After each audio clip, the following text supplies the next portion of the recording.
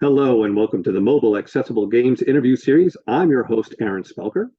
Mobile Accessible Games is a group that is focused on all things about mobile accessible gaming, and through our interview series, we interview game developers, accessibility influencers, and accessibility content creators. And this week we have a guest who's been here before. We welcome him back. It's Paul Wang, the developer of the Dragoon Saga series. You might know it as Sabres of Infinity and Guns of Infinity, and the just released a little over a week ago, Lords of Infinity. So, Paul, welcome back. Thank you. It's fantastic to be here. So, Paul, first off, how's it going? You've released, any fires that you've had to put out, or has it been all going pretty smoothly for you? There is no such thing as a perfectly smooth release, and that's something I've had to learn the hard way, but it's been going pretty well, I think. There haven't been any major issues. Funny story. When I released Sabres Infinity, I added a checkpoint system at last minute, the same checkpoint system that Guns Infinity and Lords Infinity uses. Mhm. Only on release day, it didn't work. So I had to spend a week fixing that while the game was being released and while people were playing it. And I was getting messages on why the save system wasn't working. Right. So it's gone a lot better than that. What's been the biggest challenge on this one? Honestly, there hasn't been so much a big challenge as it has been just a whole bunch of little things, just making sure everything's balanced. I guess if there's anything that probably was the least finished, it would be just the achievements, just because they were added after everything else was already tested and retested and balanced and rebalanced. So they were sort of not an afterthought, but the last thing put in. So they were the thing that probably had the least amount of feedback into them. And some of them didn't work properly at the beginning, and like they work now. For the most part, there are a few which I am still fixing, which will be done with the next update. And honestly, if that's the thing I have most to worry about for a launch, that's great. That's like I don't know.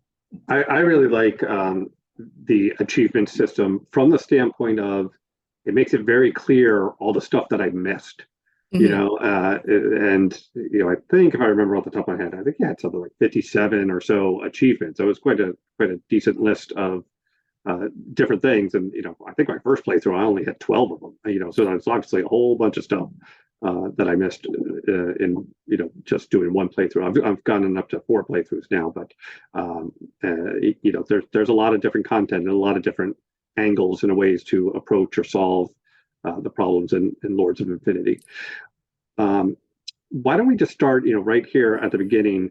So you just released Lords of Infinity. This is Mhm. the third part in the Dragoon Saga series. Why don't you tell people just kind of, high level about the series, and then drill down a little bit of what's going on here. How did we get here, and what's going on as we start off Lords of Infinity. So the Dragoon Saga is called that because you play the character of a initially a junior officer in a dragoon regiment, which is a sort of cavalry regiment from the basically the period of black powder, gunpowder warfare, so muskets and cannon, stuff like that. Um, you play a junior dragoon officer in a fantasy setting called the Infinite Sea, which is like from like the I guess like the furthest possible distance you can see it. It's sort of this cosmologically weird flat plane of sea surrounded by a primordial ocean of chaos where there's a bunch of continents kind of floating in this miniature puddle of reality. But close in, it's very much reminiscent of sort of the late 18th, early 19th century of our world. Mhm. So there's for example, you've got the beginnings of an industrial revolution. You've got gunpowder weapons. You've got you've got like all the sort of trappings of what we consider Regency romance or Regency historicals where you've got you've got your high society balls and you've got your extremely intricate courting and socialization rituals, and at the same time you're playing a junior officer in a third-rate power whose army is kind of a bit of a joke, but who's just gotten war declared on it by a much larger, more powerful neighbor. And the first two games, Sabres Infinity and Guns Infinity, is where you are playing a role in the subsequent war where you're playing a junior officer and fighting this enemy with more numbers, more resources, and some very, very talented generals. And the I'm sorry, hold on a sec. All right. And now with Lords Infinity, that war is over. In theory, in theory, Tierra, you're the country your main character's from. In theory, they've won the war. But the way they've won the war is kind of a loss in itself because they've spent so much money and so many lives and so many resources fighting this war. It's brought the country almost to the state of collapse. And because of the way the war ends, there's no real way to like extract any kind of reparations or any way to recoup any of the losses. So with Lords of Infinity, what's happened is your dad's just died. So, well, your character's dad has just died, which means you inherit the estate and you inherit his title, which means you inherit a place in Tierran politics because in Tierra there is a representative body of all of the high nobility called the Cortes, which is where the seats are. It's almost like a parliament, but it's a noble parliament. So every member with a seat in the Cortes chamber is a member of the hereditary nobility. And you've inherited your seat from your dad, and you've inherited the estates and the noble title and a whole bunch of responsibilities. And most importantly, you've inherited your family's debt, which means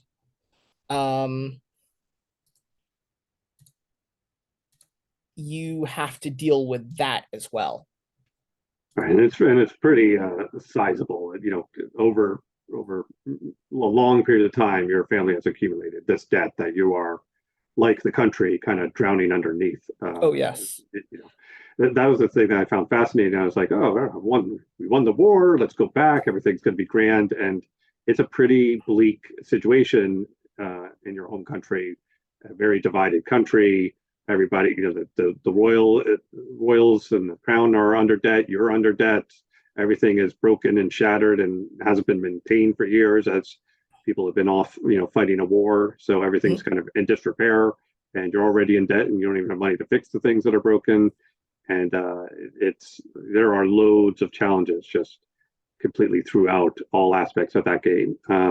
Every time you turn around, you're just constantly putting out fires and trying to extract the best result that you can, and very few times you get a good result. You know, usually you just get the best result that you can get out of that situation.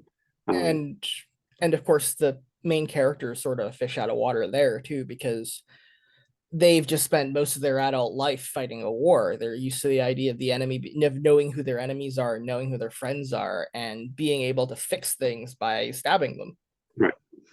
And now they've come back to a situation where they have to play nice with people that they might not necessarily like, or do things which they might not necessarily like, or are not really suited for or used to, because they are sort of burdened with the responsibility of this entirely different lifestyle and way of doing things, because it's not even anything they chose, it's something they inherited, which I think is sort of the other side of the coin when it comes to like hereditary nobility, where not only are these people inheriting lands and title and power and wealth which they don't deserve, they're also inheriting all this responsibility and obligation which and they aren't, problems and reputation and yeah, they aren't necessarily suited for it. They just happen to slide out of the right womb.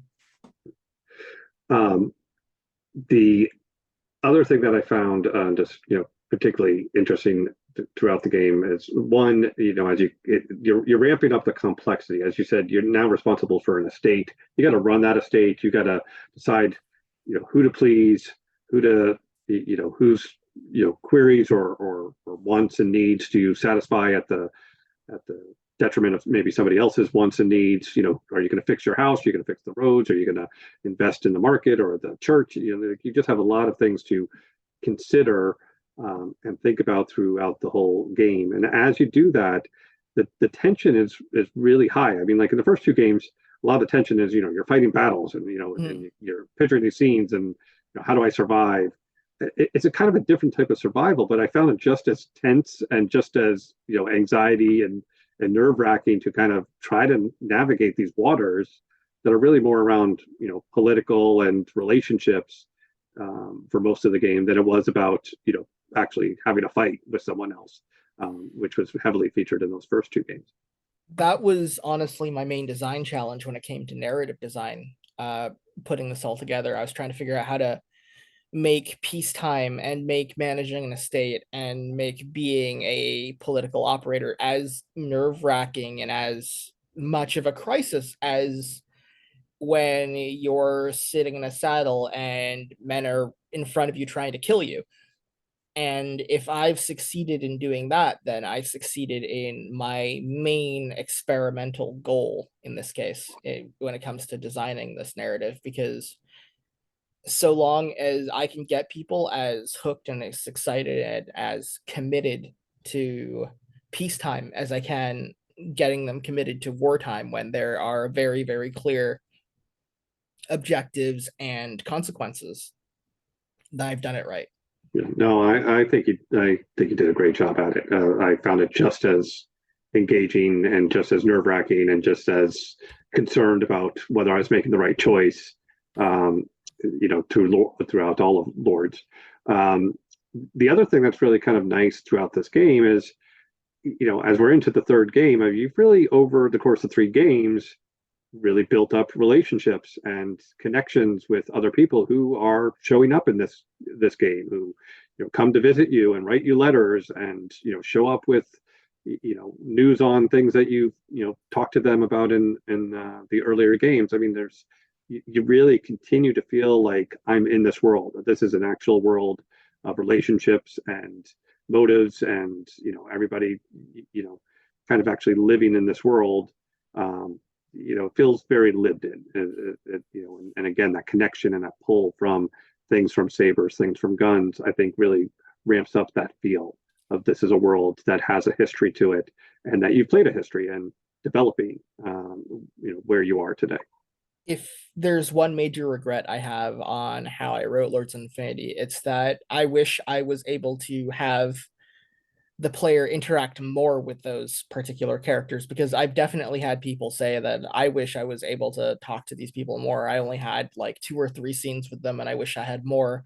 And these are, I guess it has something partially to do with the fact that some of these people have been waiting 6 or 7 years for more Sure. interaction with their favorite characters. And Right. like, I wish I was able to write more in, but at the same time, there's just so much to put together that it sort of, I didn't really know where to fit it all. But what I did manage to get in, I think, has a lot to do with sort of this key pillar that I try to think of when I'm writing characters, and that's the idea that every person, every individual thinks they're the protagonist of their own story because that's their perspective. And I try to write characters from that perspective, in the sense that they have their own objectives, they have their own interests, they have their own things that they have to do, and you might not, I mean, interacting with you might not be the most important thing. So the rest of the universe doesn't bend around your player to make sure that they can do what they want. Instead, it's sort of like they've all got their own individual orbits, and if they like you enough, or if you have the time or the effort and make the right choices, then your orbits will intersect and you might be able to influence each other. Well, that's particularly interesting too. Of these motives that are happening outside of your sphere. Um, there's kind of the first part of Lords. You have a choice, and it's this choice: do you go to the city and sit in the Cortez and really be a political animal, or do you decide I need to stay home with my estate, take care of my tenants, rebuild my home, and build the relationship with my brother and sister. And when you make that choice, when you come back and play the other choice, you see that you'll get notes like, this is what's happening in the city, this is what's going on, things are being, decisions that you before, when you were in the city and you were helping make those decisions, when you decide to stay home, those decisions are still being made, in whatever way they're being made, without your influence. And again, that again made me feel like, oh, this is a world where things are happening, things are going on. I'm not there to be the one that makes sure that this law gets passed or this decision gets made. They're making it without me. They're forging ahead, whether I'm there or not, which again made it feel very limited.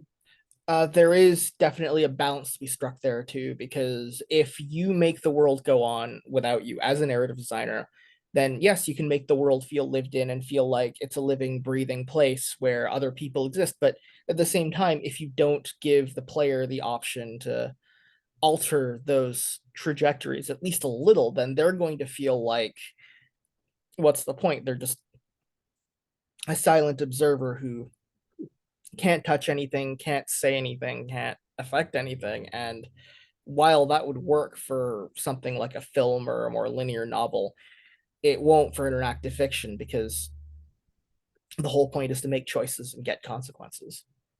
Well, I felt like it was such a major choice and consequence, right from the beginning. If you decide to stay home, if you Mhm. decide to stay at your estate, it's like, I'm giving that up. I don't want to be, that's not my world. I'm not interested in the politics. I'm a soldier, and I'm going to come home and I'm going to, live a quiet life on my estate and let the country decide where it's going. And that's not really my uh, Mhm.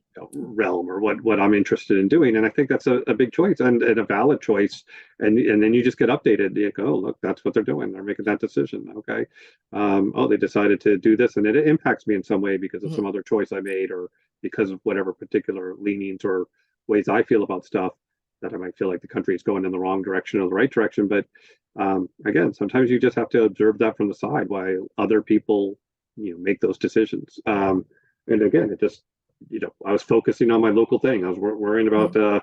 you know, building roads and clearing woods to make more pasture land for my tenants, and Mhm. dealing with some refugees from the war that just ended. That was what my world was. It wasn't this big political scheming that was going on.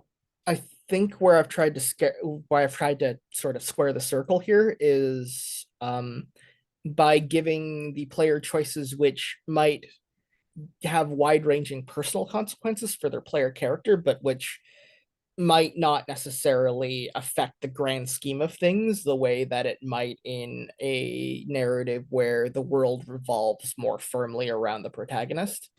So again, the choice between the capital or the estate, it doesn't change the sort of the general trajectory of the entire country, because that's 6 million people, and you can't, even with all the power that you inherit and all the wealth that you inherit, you aren't going to be able to completely change Right. the way that the institutions and the legal conventions and like the sort of primitive sense of mass politics, what the result of that's going to be. But you can still change a lot for your own character in the sense that their experiences are going to be different, the relationships that they're going to strike up are going to be different. The When the crises that the entire country is headed towards show up, then a character who chooses to stay on the estate is going to be equipped to deal with that crisis a lot differently Mhm. compared to one who goes to the capital. And I think that works, or at least I feel like it does for the most part.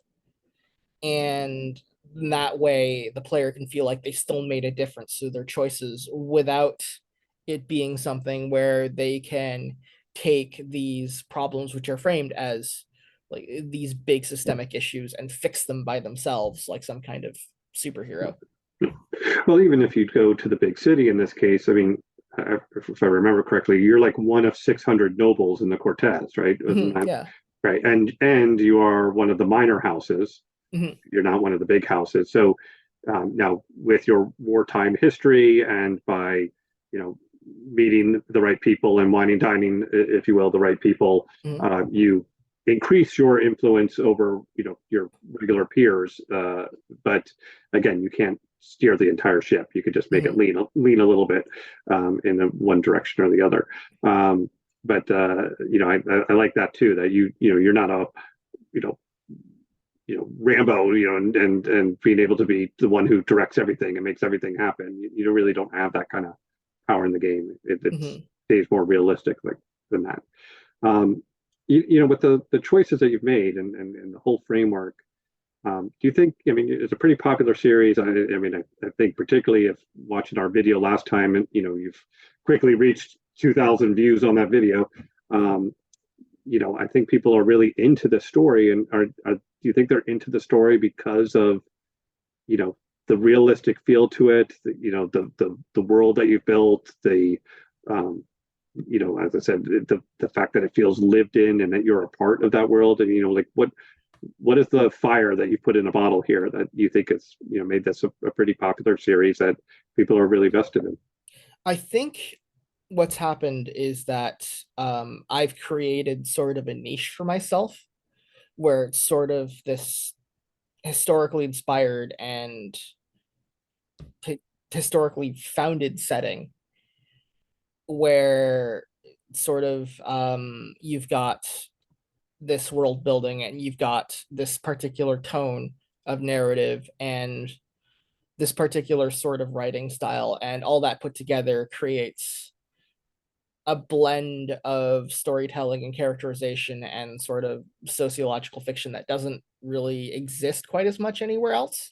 And I don't think it's a particularly wide niche. I don't think that it's got necessarily massive wide market appeal. But the great thing about the internet is that even a relatively narrow niche can still have thousands and thousands and thousands of people who are Sure. interested in it. Yeah. And those thousands and thousands of people, if enough of them are willing to put up money to support that niche, then I can live off of it. Right. Now, as you're kind of talking about, like, the pseudo historical kind of feel or vibe to it, Mhm. is any of, like, the fighting or battle scenes, whether it be in sabers or guns, and even a little bit of what you see in the later part of Lords, um, are any of those, like, based or some sort of version of something that I know you're kind of a big wartime history buff, or is it any of it based on something that actually happened? In a lot of cases, yes, I've tried to not necessarily copy, but I've stolen a couple bits, which and sort of filed the serial numbers off in a few cases. Hmm. Like there's one battle in particular in Guns and Infinity, which is based not closely, but sort of in broad strokes off the storming of Badajoz in the during the Peninsular War, which was part of the Napoleonic Wars. There are aspects of, for example, let's see, there's aspects of the Peninsular Wars, the Crimean War, the 7 Years' War, and even later on, like there are there's sort of historical parallels which I've drawn and historical material I've taken from, and I don't want to mention them because if I do, people will have an idea of what's coming next. Sure, sure. Um, Uh, but all I'm gonna say is that a lot of the examples I draw from are sort of from the late 18th, early 19th century, but a lot of the examples I draw from are also more recent than that. so I guess as you enter Lords, Mm. and you've made some choices in sabers and guns, and you've um, built up certain relationships, and have certain friends and certain enemies. Um, right from the get-go, is there certain paths because of choices that you've made that end up being totally closed off to you, or is everything able to be gotten to? You can turn anything around in Lords, or have previous choices really narrowed your path a little bit in Lords, um, for what is capable for you to do? I would say that somewhere between 90 and 95% of the narrative is accessible if you start from Lords of Infinity and play from there. But there are definitely paths which require you to have made certain decisions, especially in Guns of Infinity. And those choices basically exist because the way you could have gotten to like that situation where they become open in Lords of Infinity, they're sort of so unlikely and so sort of buried in the narrative that you basically have needed to pick a certain narrative path earlier on to get to them, and also to kind of um encourage people to play the rest of the series, really. Right. um I know a lot of people have said that it's a superior experience starting from Sabres, going through Guns and into Lords, but I like to think that Lords is still able to stand on its own, at least mostly. Yeah, I mean, I would agree with that, just from the standpoint of, again, a lot of the relationships, a lot of people that you end up meeting and talking to, and interact with in this game. I mean, you really feel a real connection if you played with Mhm. them over the course of the other two games. There I feel like it means more that this person's talking to you in a certain way, or talking about past things that you guys have done together and relationships. So my guess would be it would be a far superior to have started with Sabres and played through Lords. there is an option to play through like a lot of the major decisions in the previous two Right, at the beginning of Lords, right, if you've chosen to do that instead of using a pre-made character. yeah, But I'm pretty sure that Lords of Infinity is going to be the last one in the series which has that feature, because as I start Wars of Infinity, it's going to be nearly impossible to sum up all the choices that you can make here. And I think at that point, your choices are either you choose a pre-made character, customize them and rename them and make them as much your own as you can, or you import a file. Because right. at that point, there's just no real way to make an approximate Yeah, there's too retracing of many, steps. yeah, too many branching things going on. Um, if without maybe giving too much away, as for someone who has played Sabres, played Guns, and now is starting Lords, what tips would you have for them? Is there any particular thing that you would really helps them do well at this game? What would be your kind Um, of insights without maybe giving too much away? hmm. Uh, Honestly, there are multiple ways to make it through. Sometimes it's best to take risks, and sometimes it isn't. And the key is to figure out if those whether those risks are calculated ones or not, more or less. If you've got all the factors in your favor when you take a particular risk, whether you've got the basic attributes, whether you've got the friends, the supporters, the right tool for the job, before you decide to do something like jump a horse across a raging river to land on a barge full of siege equipment or something. Correct. Whether you have the right chops to deceive everyone in the room around you so you can defraud them for an enormous amount of money, whether you have the strength and the honestly the gumption to jump into a back alley fighting ring under an assumed name, because it's either that or spending the rest of the winter bored out of your mind. Like there's a lot of stuff you can do, and not all of it is smart for every given character, but generally speaking, if you take a risk, there's a chance that risk will pay off one way or the other. When you're talking about the stats, so like whether it be charm or maybe intelligence, is there a typical like, hey, if have charm over 60%, you're most likely past most of the charm um, checks, if you will, or is there kind of like a good target? Like, how do I know when my charm is pretty Well, decent? early on,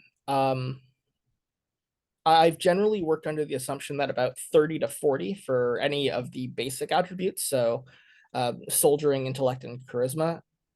30 to 40 is about average for somebody of your character's class and education. So, anything below that, they're below average. Anything beyond about 50 or 60, and they are extraordinarily charming or good at fighting or like book smart.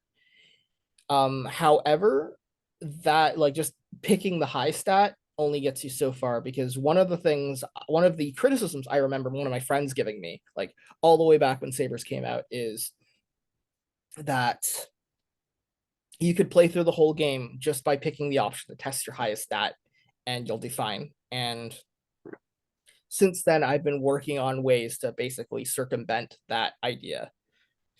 So, especially when it comes to Lords of Infinity, where not only do you have to worry about your personal abilities and your relationships with like your immediate military family and the abilities of the unit under your command, but now you have to worry about like all these different power groups which you might have influence in, or your tenants and your fief and your family members, and all of those can combine in some unusual ways.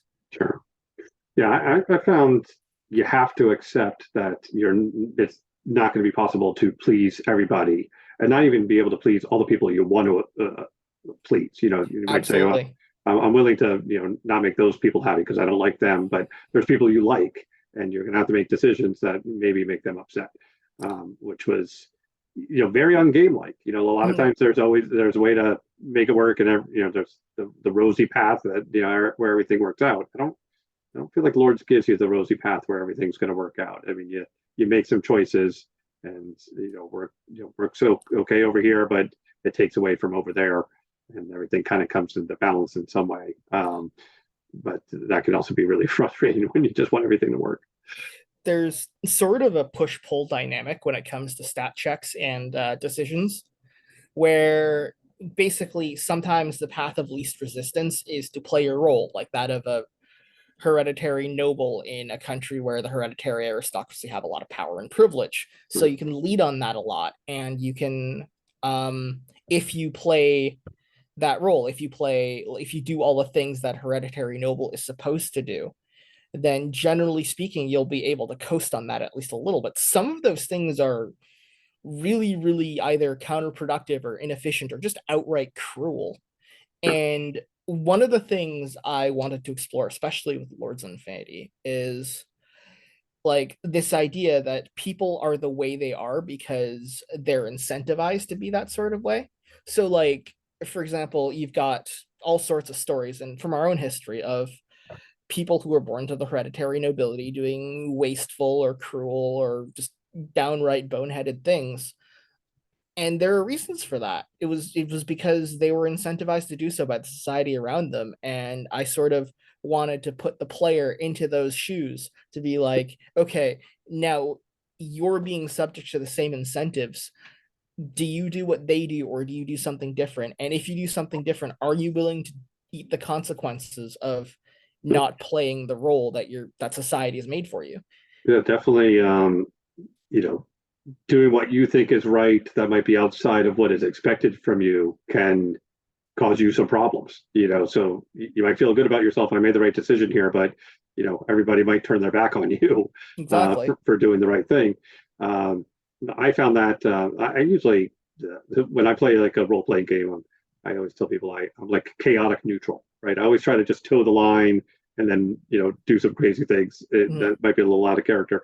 Um, and like where I'm really really good and moral, but I'll steal from the old lady if I know she has the key I want or something like that. but I don't think that really served me very well in Lords. Trying to stay on the fence. I felt like I would have been better off in a lot of choices if I just made a decision. Which way am I going to go and go with it? And I think that is kind of more realistic. Again, you have to kind of deal with the pressures that are impacting you, and staying on the fence doesn't really do you very well. I know a lot of people want, if they're given a choice between playing the quote unquote good guy or the bad guy, they will play the good guy because they want to feel good about themselves. Mhm. And they want to feel, and sometimes in other games, there's incentives to play the bad guy, like materially, usually.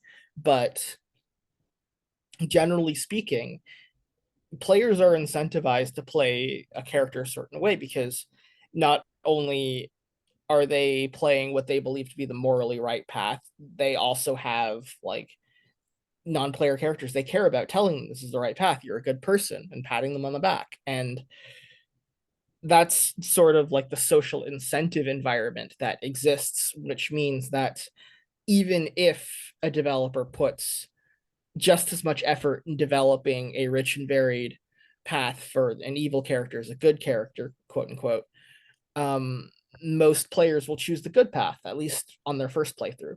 So what I wanted to do is sort of scramble those incentives a bit to make it so your society might want you to do something which you consider personally to be a bad thing to do. And if you do the right thing from your perspective, you might catch a lot of criticism for it.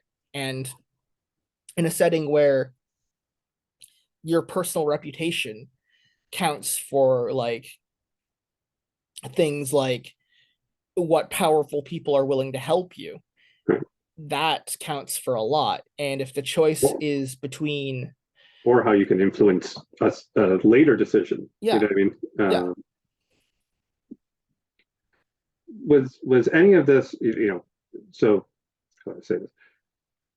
Was Lords written without considering kind of what's really going on in, maybe the United States right now, where you have a lot of, divided political and tribalism? Because there's a lot of that going on in this game. There's a lot of taking sides. Even if you don't necessarily agree, sometimes you have to just be the good soldier for your side and go along with it, to kind of, take a point off the board for the other team.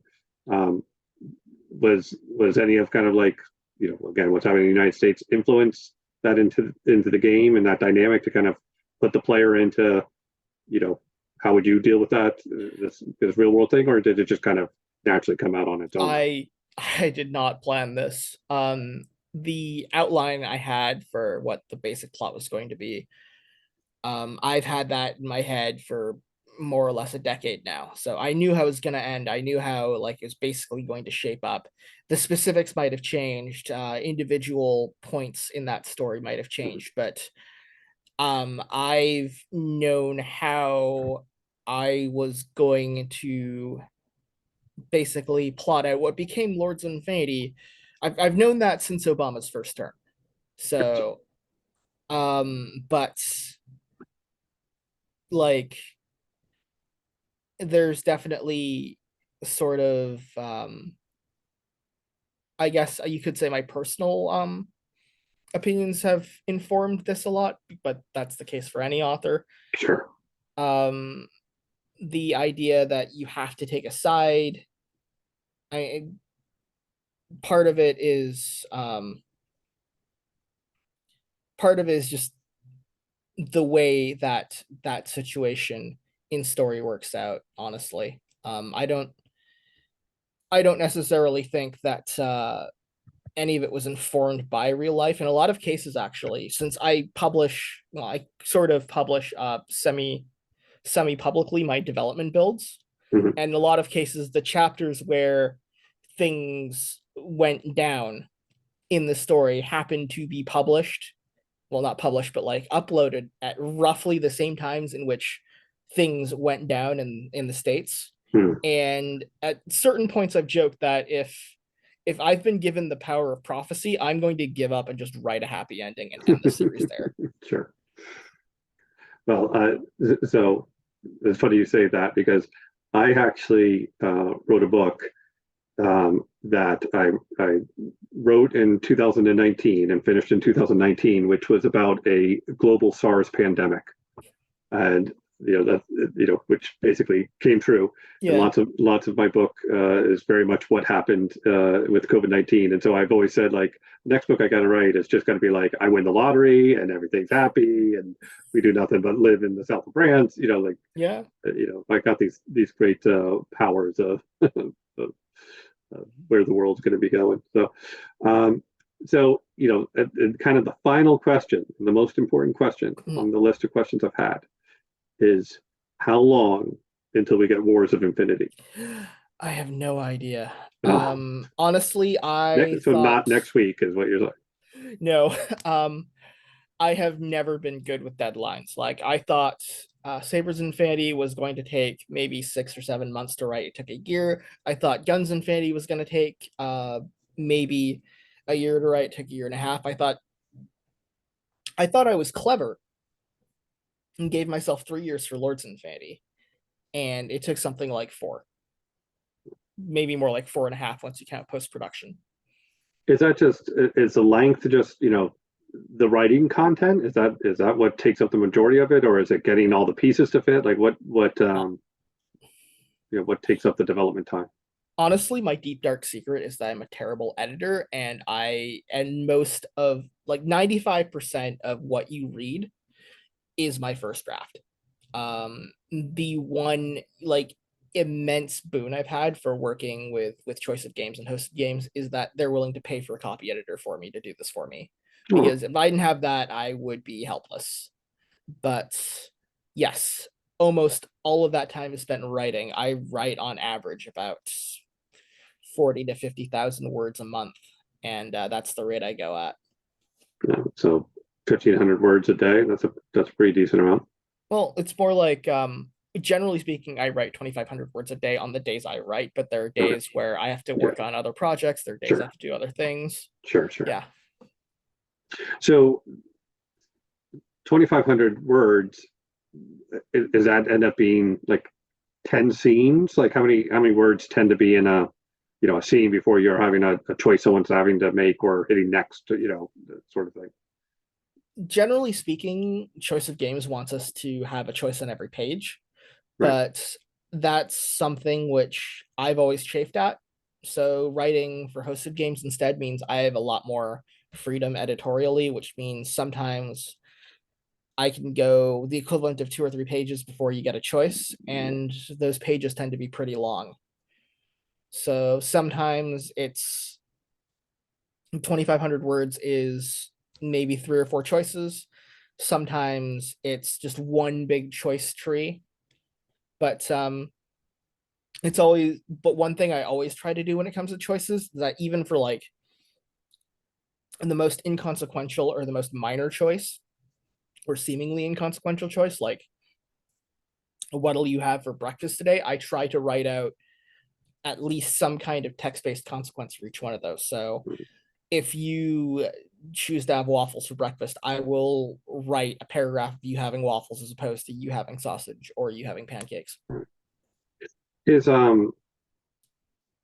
when you know so let's say you chose waffles for breakfast. In a later scenes, if someone says, "Lord, what did you have for breakfast today?" and you respond, "I had waffles." Um, is waffles a variable that is put into that paragraph, or do you have to basically copy the whole paragraph with one saying eggs and one saying waffles? Oh, no. What I generally do is I will write the whole paragraph, like a whole different paragraph for each one. Like, if you ordered waffles, I will talk about how the waffles are slightly burnt, and that's because like the waffle iron hasn't been perfected yet, so they're having to toast it over an open fire. Or if you're getting eggs, it'll be like how they're slightly runnier than before because the cook's new or whatever. And then I will, if that does come up later, it comes up as one of either two types of variables. There's the temporary variable and the global variable. Mhm. The temporary variable is only applicable for within that one chapter. So if I switch chapters, that variable's gone. That's generally for minor stuff that only has limited consequences. because global variables also are like tracked in the save file. So every global variable I need has to be accounted for in the checkpoint system, and there are something like 200 or 300 global variables throughout Lords of Infinity, which means every single one of them has to be checked and copied in the checkpoint system, which Is is there a limit of how much global variables you can bring into a save? only to my mental health. Okay. All right. So no size capacity issue or anything like that. No, it's mostly plain text, so I can get away with a lot. Gotcha. Excellent. Well, you got to stop talking to me and you got to start writing an additional 2,500 words today because I just want to get it out that much quicker. As soon as I felt so bad, as soon as it ended, I was like, oh, when's the next one coming out? And I knew that was fairly unfair since I finished, my first playthrough the day it came out or the day after it came out. But there's a lot of relationships that progress forward, but none of them, all of them are still in flux. And so a lot of it is like, I want to find out what happens with, this female character or that female character or the guy who came to visit me at my house, or, I'm interested in where these relationships and interactions get to. So That's sort of, I guess, the part of the cost of writing a series is that I can write a conclusive conclusion, but then I won't have a hook for the next one. And especially with these last three, it's less of a more self-contained story arc and more of like this 3-book arc, which starts with this and keeps going through wars and then ends with the 5th one, which is which I've titled Masters of Infinity for now. Masters of Infinity. Yep. Nice. Excellent. Well, again, as you have updates, I know you have a Patreon page, so I will share that link in the description of this video so people can keep up to date with what's happening. I know you do a lot of monthly writing around the world of the Infinite Sea.